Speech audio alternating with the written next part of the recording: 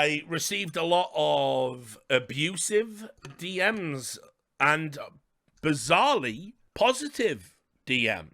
And the positive DMs were coming from Brazilian fans. How times change. And why is that?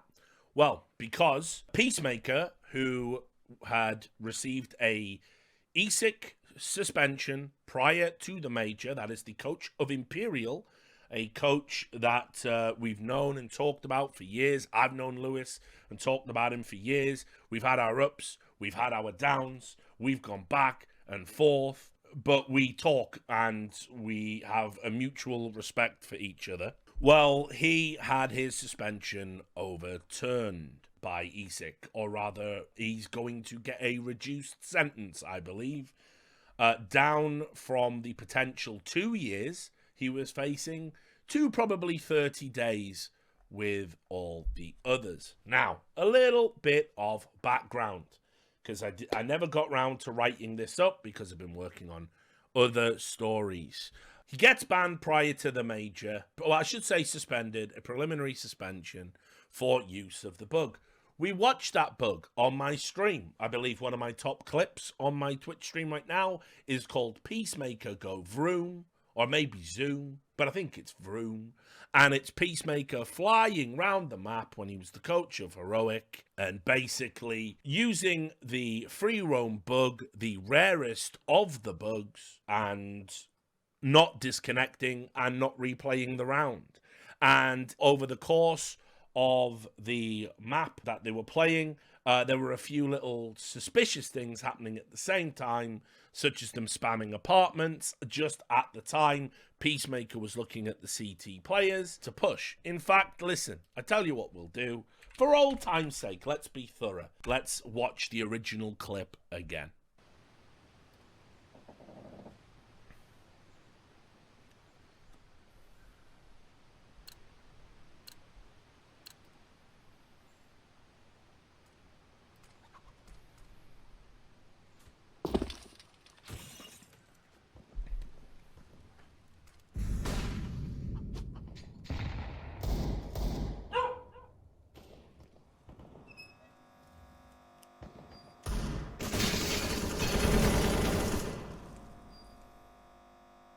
Remember, this is Peacemaker's view, apart from the X-ray.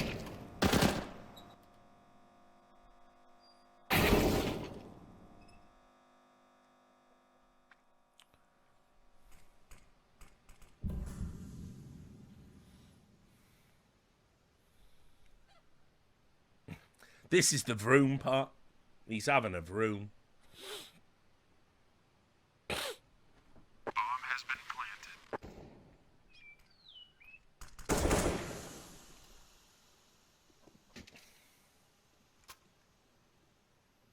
So, he's out of room.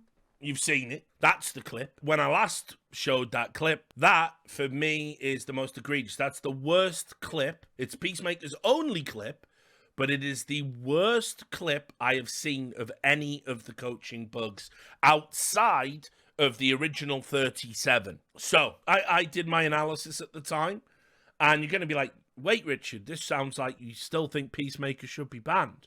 And yet Peacemaker said, you helped him get unbanned, right? Well, let's get into that. But for me, that's egregious. That has to be a ban of some sort, especially with the bans you've already issued. Now, one of the things that happened shortly after he was suspended, Peacemaker wanted to do an appeal, which, you know, is obvious. Yes, appeal it. That's part of the process. You should be appealing it if you believe you're innocent. And they did. He went to a law firm in Brazil, specifically in Sao Paulo, and he said they wanted to issue a response to ESIC in the form of a legal appeal, which broke down all of the evidence. And Luis sent me that. He sent me the appeal and said, what do you think of it? And I went through and I had a look at the appeal. And there are some good points in the appeal. And there are some things where it's like, I don't agree with the premises behind some of the defenses. And just for context, in total, This was an 83-point response, including their conclusions. It was ridiculously thorough for a 1-minute offense. It's several pages long, just crazy stuff. Now, he had Mahone TV make an analysis of the round in question and wanted to explain how it could be that actually Peacemaker didn't relay any information. Now, just before we watch this, I do want to make it abundantly clear that that is irrelevant under ESIC's rules and guidelines. ESIC specifically said it doesn't matter whether or not you conveyed that information to the players. What matters is you encountered the bug.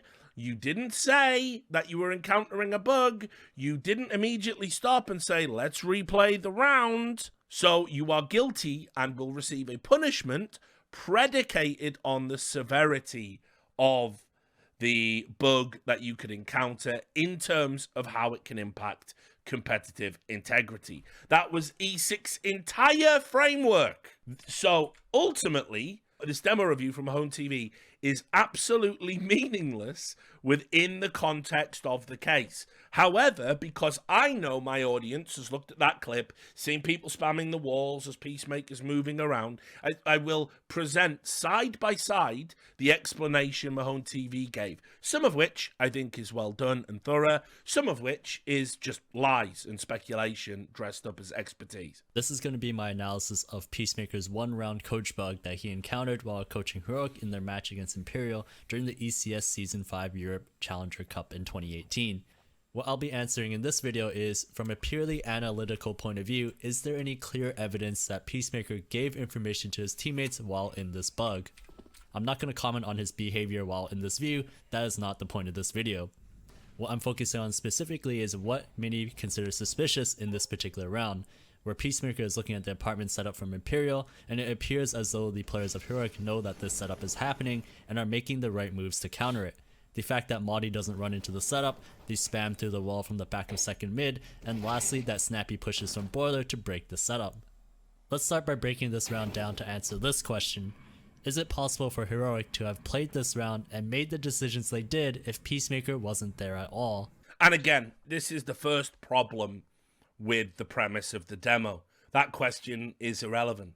It's irrelevant under ESIC's framework. It doesn't matter. He's not being punished because he has given information or because he didn't. The punishment is there because in the absence of being able to prove one way or the other, we just look on the face of the potential. And that, by the way, was the premise by which Guerry, Robban, Rugger, all those people who got banned back when the community loved ESIC and was supporting ESIC, there was some way more dubious bans than this in there. Robban couldn't be behind FaZe. They had to send the fucking crypto expert. That's a joke. But they had to send another manager there because Robban supposedly was at his desk, you know, and cheating in a 16-1 defeat, which of course he wasn't. But the point was, it doesn't matter whether you shared the information or not.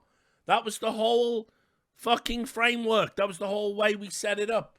So this is irrelevant. But as we'll get to, ESIC have done the one thing they couldn't afford to do, and they fucked themselves big time. And it's ridiculous. So anyway, let's just listen to the irrelevant explanation. First, let's look at Madi's point of view, as he's normally the apartments player and would be the closest in proximity to this setup. He simply goes through second middle, running through the apartment's entrance, but then suddenly stops and falls back. Is there anything that could have triggered such a reaction? Now, if you played this demo from 2018 back to date in 2022, you'll notice that you cannot hear footsteps at all. And the presence of footsteps could very well be a possible reason why Madi would have stopped. Luckily, with the use of refrag, we can replicate all the actions in this demo using bots and get the necessary audio cues. What we're looking for is anything that sounds like footsteps as Madi is approaching the apartments.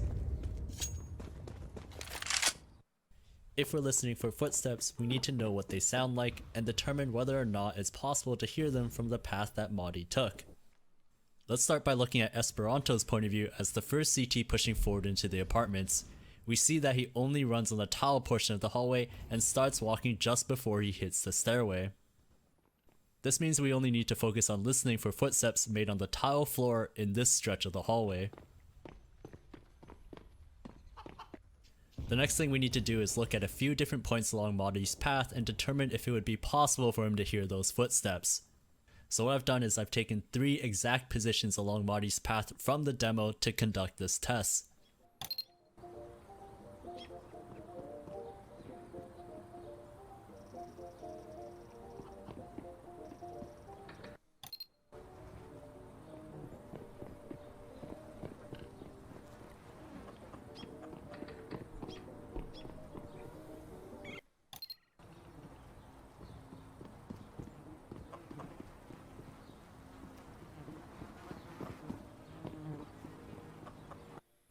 With these 3 positions, it proves that a T would at least be in range of hearing the footsteps of a CT pushing the apartments.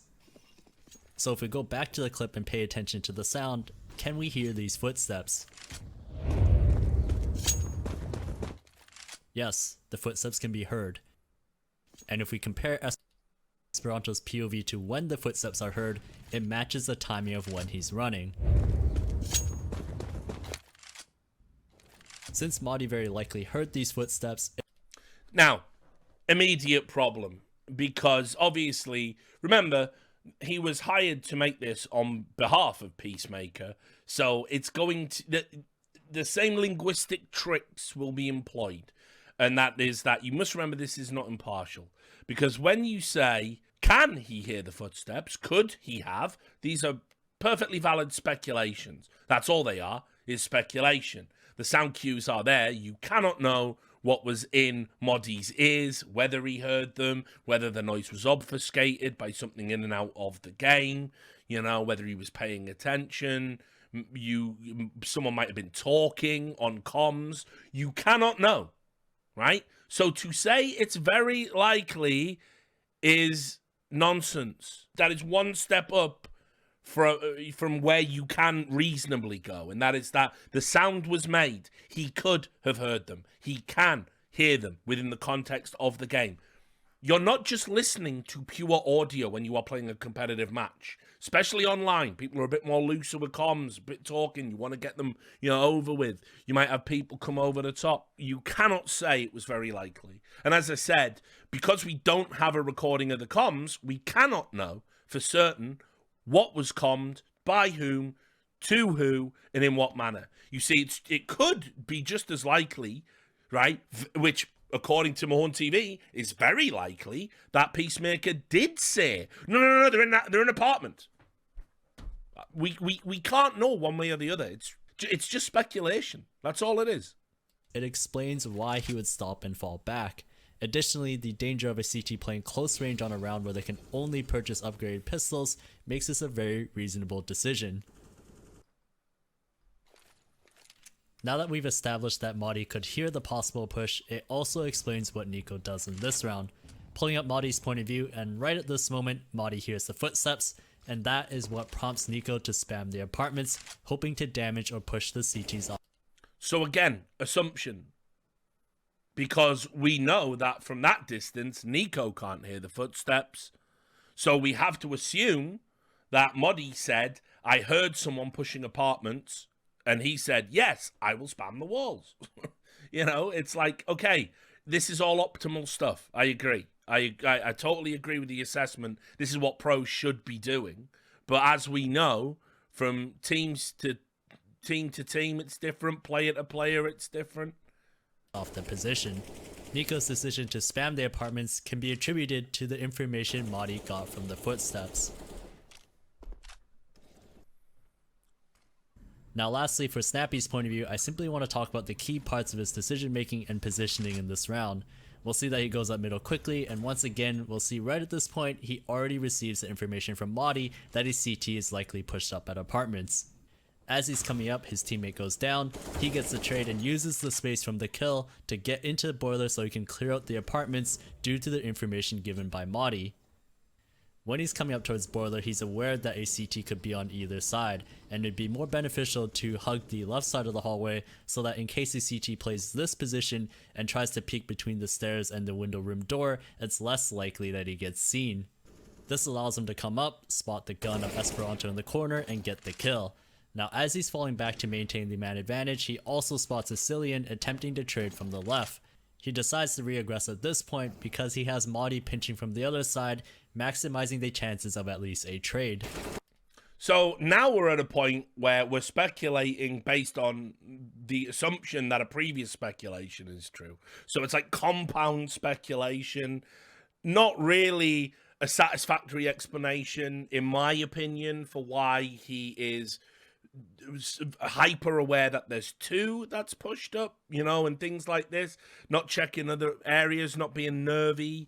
There's a lot of confidence in the play. Now listen, that might just be Snappy is a fantastic IGL. He's proven that with Ents. He might have a fantastic read. Maybe Muddy heard too. Maybe there's something I'm not seeing because I don't play, whatever.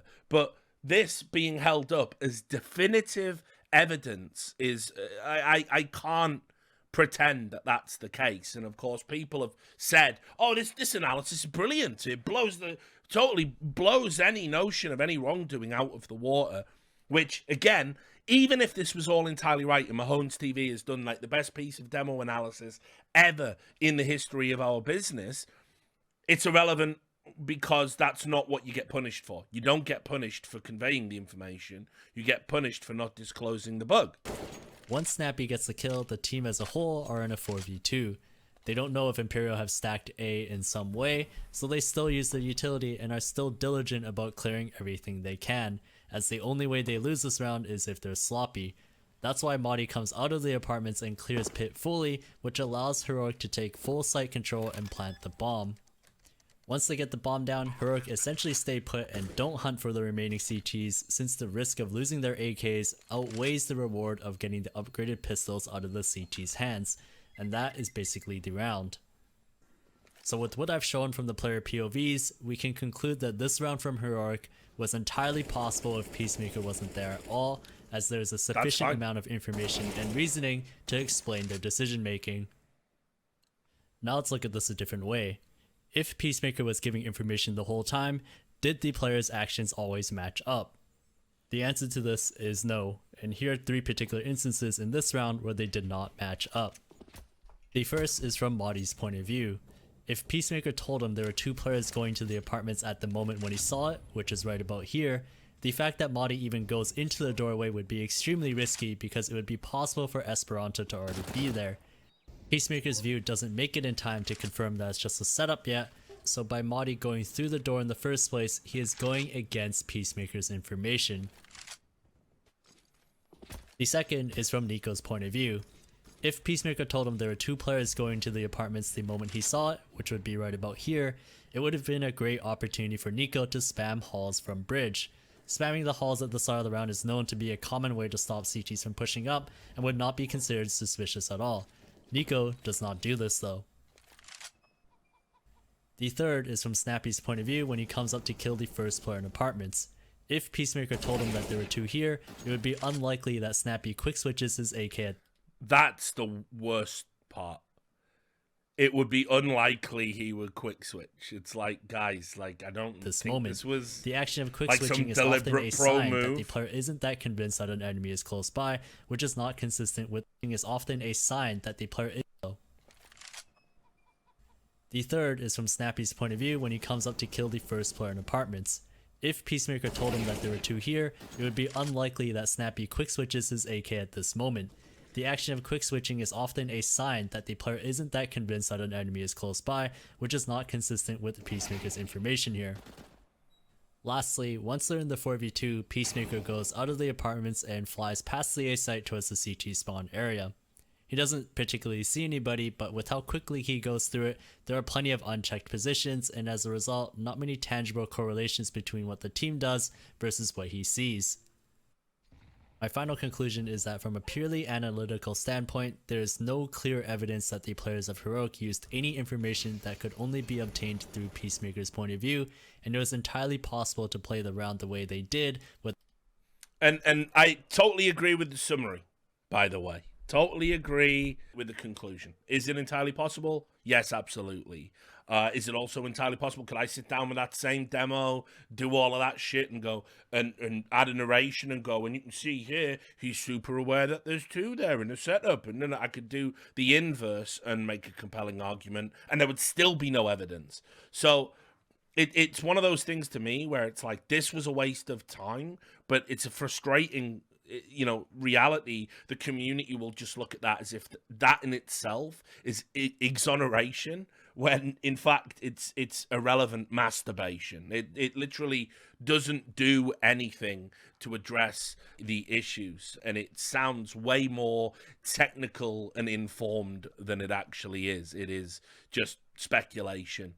It seems to get a little bit ahead of itself in some categories. Now, back to talking about how we end up with Lewis having his ban essentially dropped. So he obviously put in a very lengthy appeal.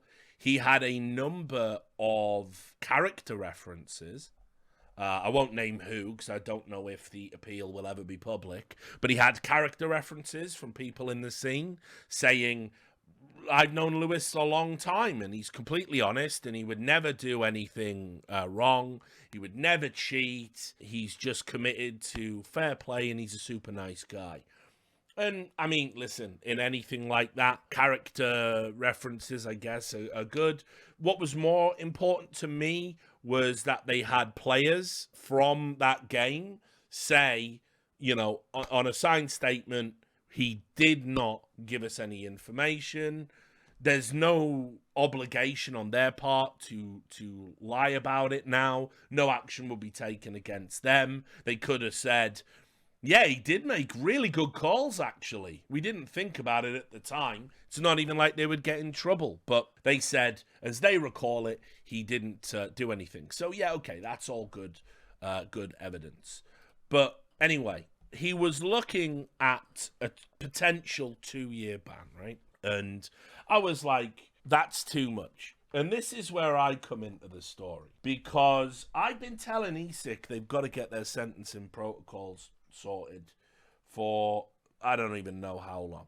Like, it's fucking crazy to me. It's like you can miss 2 majors for a 16-1 defeat, not being at your desk. You can get banned for 2 years for this thing and blah, blah, blah. And I said to them, like, if you ban somebody for like 2 years for an offense, and then a somewhat similar offense comes along and you're banning people for like 30 days, that disparity is going to be criticized. It's going to look ridiculous on its face. People are going to see the difference between the two sentences.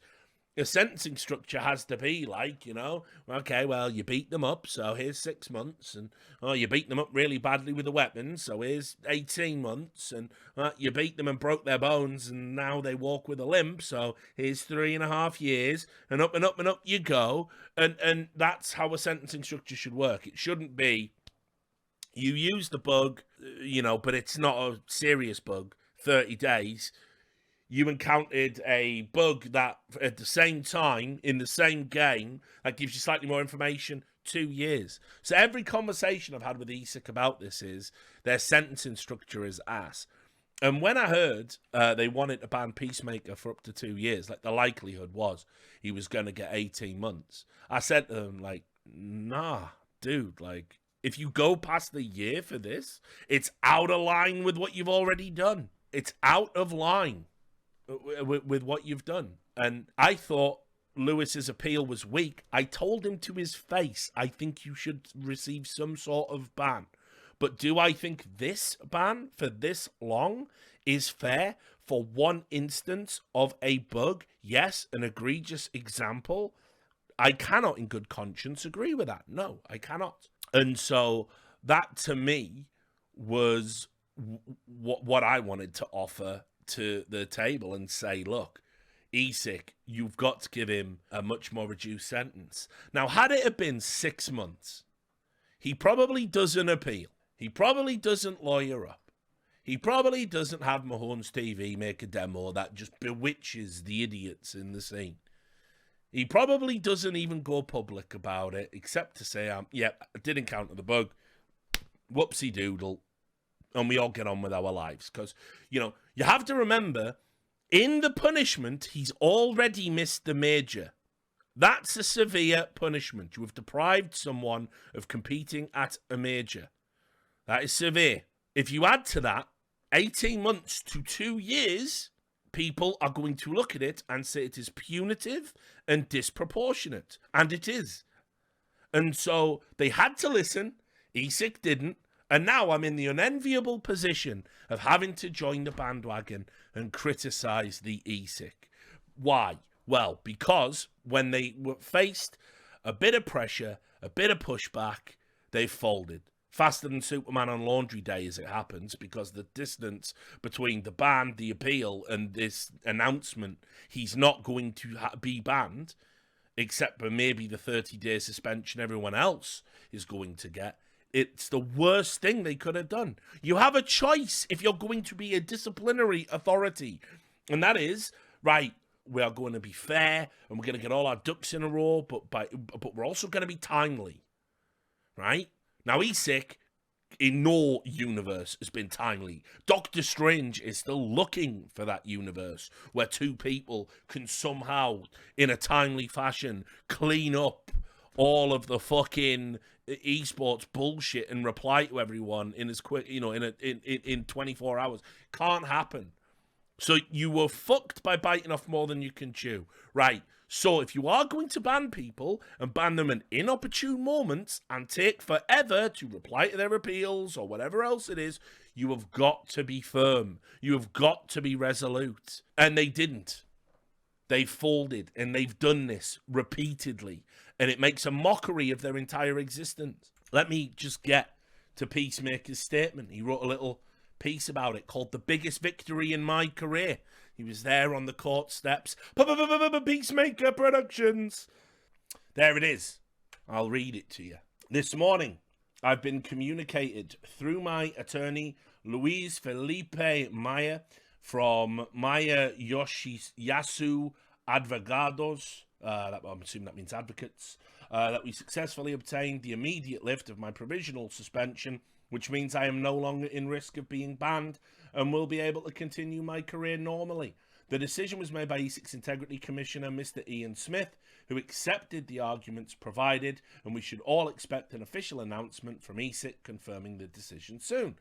First and foremost, I want to say I hold no grudges or anything against ESIC and Mr. Ian. In fact, I know the importance they have for esports and that they had no bad intentions with my case at all.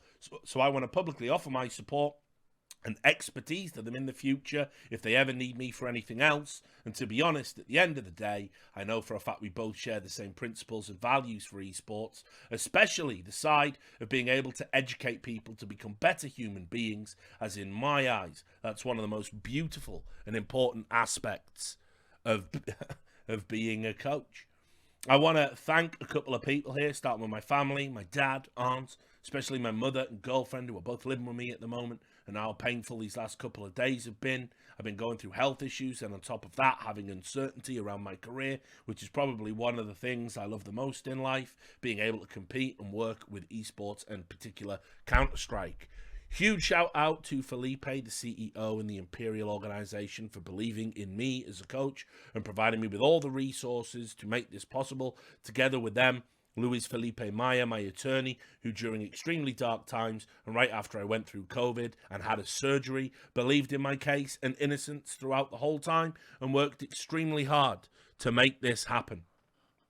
My ex-teammates from Heroic that were directly involved in the game, ESIC and Snappy, for helping tremendously during the case, but more important, for being really good friends in a delicate moment. Massive respect to Neil M. Remember him? The coach of Imperial back then, and Esperanto, who were also involved in the game, and both were extremely open-minded to first see and hear my side of the story, and then both testified and helped me during the case. To finish it off, 3 other people who are not less important at all: Moses, Anders, and Richard Lewis. Some call us the Old Boys Club. who quite frankly were never extremely close friends or anything, but all of them spent some time and energy actively trying to help me in and out of the case. I already admired you guys for all you already did and continue to do for esports and our game, and you have no idea how clearing up my thoughts and our conversations helped me to understand all of what was going on a lot better. And again, just for transparency, without going too much into it, he hit me up. He was really upset. It's a shock to the system. He was looking at, 2-year bans or whatever. And I said to him, listen, I think you should be punished in some way based on the punishments that have already gone to other people.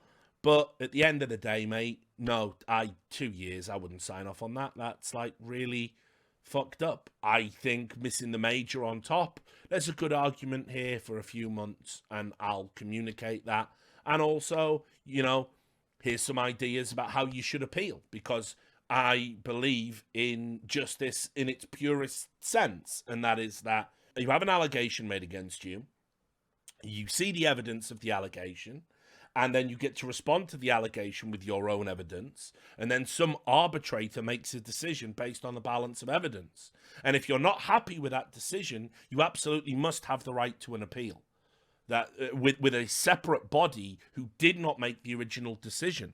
If you do not have those things, you are not fit to be issuing punishments in the first place. Now, ESIC does have those things. I've seen some ridiculous statements in light of this. And as I'm about to get into, there are many ways to criticize ESIC, and I'm about to, having defended them religiously up until this point. But the reality is, saying, they're judge, jury, and executioner, that's not one of them. That makes you a moron.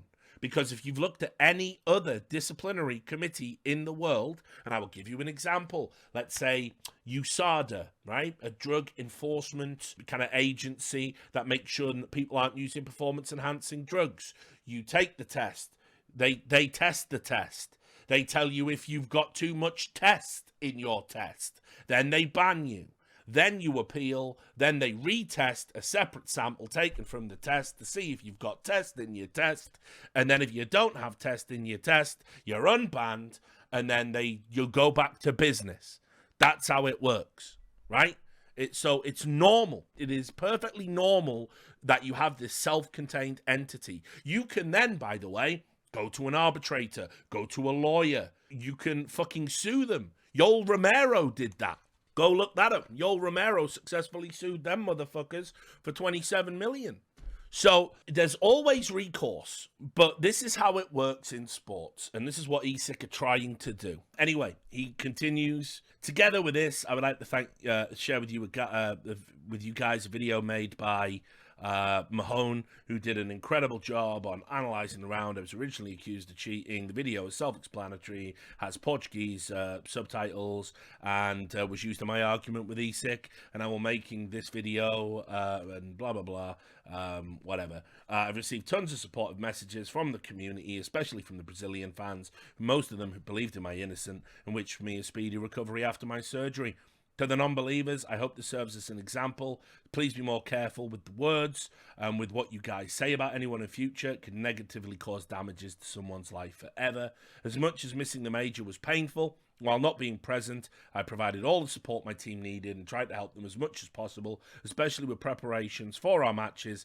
This ended up giving me extra time to rest and recover health-wise, and I hope to be back on competing as soon as possible, and that I'm able to give you guys a lot of reasons to smile in the near future. Best regards, Peacemaker. So look, in the end, he's very happy, very elated. The statement's a bit too much. It's a bit over the top, but I totally get it. He was staring into the abyss of losing a job, potentially losing his career, certainly for 2 years minimum. Nothing to be sniffed at with the economy being in the place it's in right now.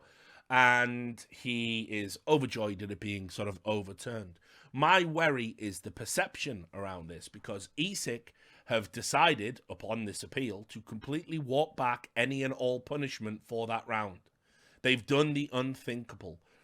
And so what now? What have they opened themselves to, right? They had to make a choice Are we going to stick to our guns and issue the penalties we believe are appropriate, or you just shelve this?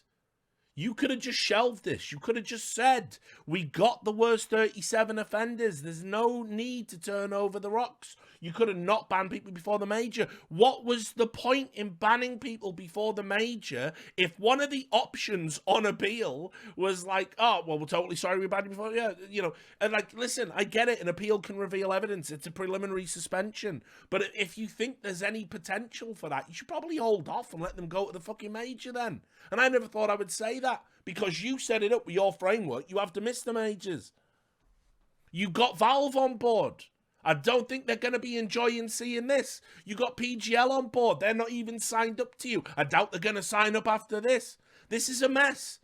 And let me tell you as well what my sneaking suspicion is. ESIC folded because he lawyered up and they don't want to fight it. That's what I think happened. And so you have done the worst thing authoritative disciplinary body can do. You have told the world you're toothless and weak, that you will not fight, that as soon as anyone threatens you with legal action, you will fold. Now, that might not be true, but that's what the world sees right now. And so guess what happens when you try to ban Sonic for 30 days? Sonic, the greatest coach of all time, he will not even want a 30-day suspension against his name. So he also happens to work for a really big organization with lots of money. What do you think's going to happen there? What about Malek? What about, you know, all the other... So now you have basically just set it up. You have told every fucking coach potentially getting a ban, be it for 30 days or more, lawyer up and fight it. We won't. We won't push back. And I want to remind you all, here's what I said at the start. Instead of banning 100 people for like one round of potential bug abuse, which, by the way, I agree, they probably did fucking use it in almost most of the cases. Instead of doing that and issuing a ban, why not put it to bed by issuing them all with a letter that they must sign and say, we understand now in future we must report any or all instances of a bug in a game, and if we don't in future and we are found to not have done it in future, we will be banned. Signed in there. When I was a trade union rep, do you know how many cases I got overturned on the basis there was no first formal warning? It was the easiest thing in the world for me to do. I would say, give me your disciplinary folder this thick. I would go to the beginning. You were never warned about your behavior and told of an escalation process. When did a manager ever talk to you about this? When did a manager give you a warning it was inappropriate? Why isn't your signature on this document? How do I know this has been communicated to my client? If you go ahead with this, we will go to arbitration and we will win. And then a big guy in a suit comes in and goes, he's fucking got you there. Do your paperwork properly in future. Bang, you've just kept your job. Everybody loves Richard, the trade union rep. This is amateur shit. It's embarrassing. And it's been embarrassing for a fucking while. And now, unfortunately, as I have told you privately, and I know you watch my videos, so I've told you privately, you had to get this one right. There could be no weakness, no flex. You had to stare everybody down and let it go to court if needed. Otherwise, you've just told the world we don't have a real authority. And you've got match-fixing investigations coming. And you've got an investigation open on Akuma with suspicious betting data. And you want to do other work in the space. Guys, you fucked it. You've shit the bed. I don't even know how you're going to explain this. Because Peacemaker's clip is worse than Halley's clip. You've unbanned him on appeal. You're gonna... all Halley should have to do now is say, well, look, my clip wasn't as bad. And you've completely changed the framework by which you ban people. So I only get banned, right? And then the fucking other guy, Zach, may as well go, well, yeah, I had 4 clips, sure, but 4 clips that the totality of which wasn't as suspicious as Peacemaker's. Can I get a reduced sentence? And here's the other aspect people haven't even started talking about. If I'm one of the original 37 coaches, fuck, if I'm anyone that's been banned by ESIC and I see this, what do you think I'm going to do? What's Robban going to do? I couldn't stand behind my team winning a major over a ban everybody knows is bullshit and ridiculous, but we've respected it, and you've done this. I'm talking to a lawyer. I don't know about you.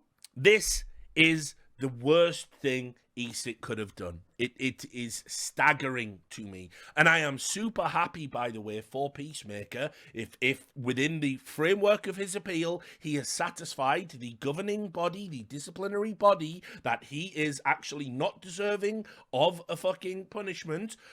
Who am I to say, you know, in his meeting, he didn't do that? But here's what I will say.